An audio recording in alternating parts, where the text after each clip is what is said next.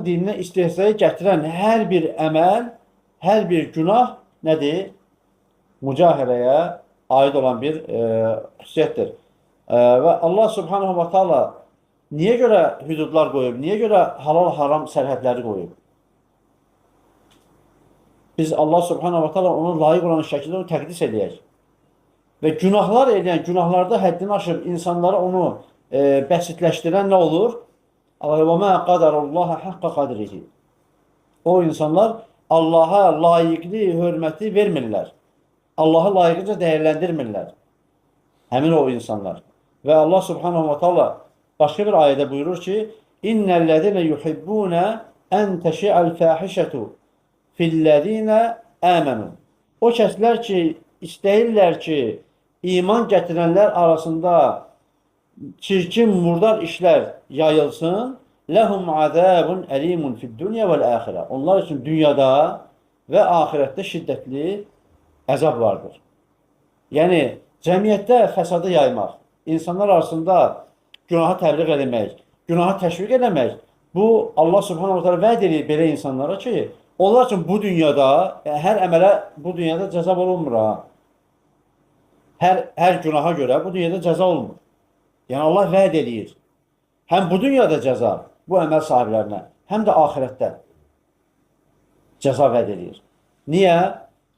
Dediyimiz səbəblərə görə və ondan artığına görə.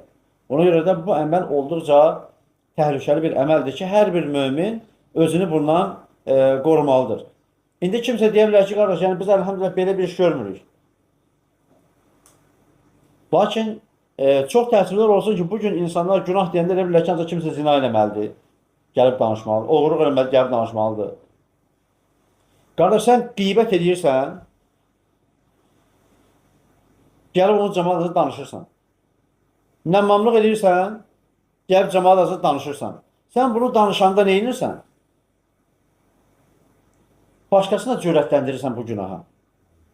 Sən nə edirsən? Sən artıq özün də bu sənin hiss eləmədən, çünki oğurluq bariz bir işdir. Yəni ki, gözə girən bir günahdır. Aydındır. Amma gözə girməyən günahlar var. Biz bir ki, şirkin böyüyü var, kiçiyi var. Ona görə elə əməllər var, elə günahlar var ki, biz onları eləyirik, amma biz onu hiss eləmirik. Məsələn, sən möminlər arasında, toplumda, sosial şəbəkədə, cəmaat arasında söz-söhbət yayırsan. Lazımsız söhbətlər edirsən. Sən də buna daxil olursan. Niyə? Çünki sən Allahın dininin alçalmasına, dinə lağ edilməsinə, gözdən salınmasına səbəb olursan. Və insanları cürətləndirirsən bir-birinə qarşı ki, o onun dalınca danışsın, bu bunun dalınca danışsın, bu bunun arasını vursun. O birisi desin ki, filan kəs edir, mənə nə olub ki?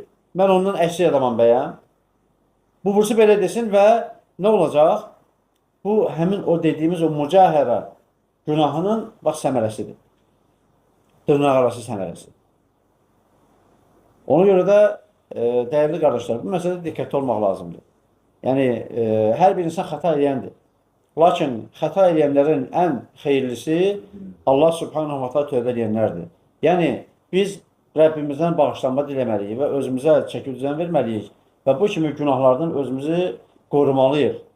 Çünki biz bəzən hiss eləmirik, hiss eləmədən özümüz də Allahın dininə zərbə vurmuş oluruq. Ona görə də dua edək ki, Rabbənə lə tuaxidnə in nəsinə və axtana. Rəbbimiz, ey Rəbbimiz, biz unutsaq və ya səhv etsək bizi günahlandırma.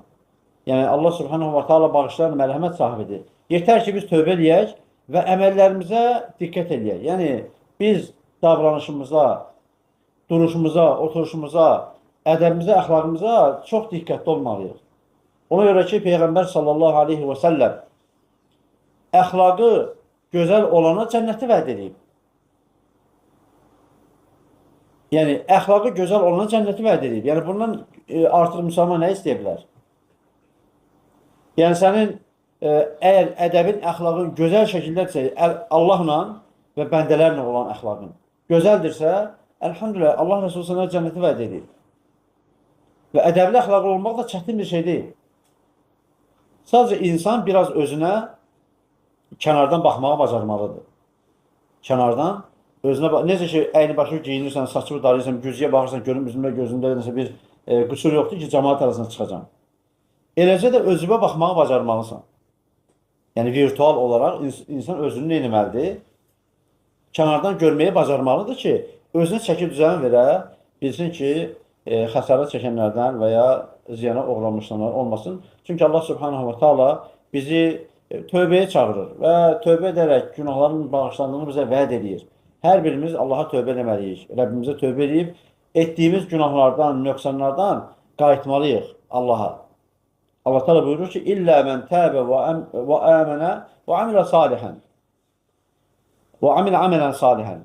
Yalnız o kəslər nicat tapacaqlar, o kəslər ki, tövbə edər, iman gətirər və salih əməllər görər. O insanlar nə olacaq? Allah Subhanahu buyurur ki: "Fəulaikə yubəddilullahu seyyiətihim həsənət." O kəslərin Allah Subhanahu va Taala pis əməllərini yaxşılığa çevirəcək. Kimlərin? Tövbə edər, iman gətirər və salih işlər görər. Yəni insan özünü islah edəndən sonra, imanına çəki düzənini verəndən sonra Rəbbinə tövbə edərsə, Allah Subhanahu va Taala onun hətta günahlarını belə ona savabları çevirər. Və kənəllahu ğafurur rahimə. Həqiqətən Allah bağışlayandır, rəhmətlidir. Və Allah Subhanahu va Taala biz möminləri tövbəyə çağırırsa, biz də hər gün bildiyimiz və bilmədiyimiz günahlardan Rəbbimizə tövbə etməliyik, istiğfar etməliyik. Və Peyğəmbərimiz sallallahu aleyhi və səlləm necə eləyərdisə, biz də onun kimi bildiyimiz və bilmədiyimiz günahlardan Allah Subhanahu va Taala'ya pənah aparmalıyıq, ondan bağışlanma diləməliyik ki, Rəbbimiz bizi etdiyimiz, bilmədən belə olsa etdiyimiz günahlara görə bizə cəza verməsin.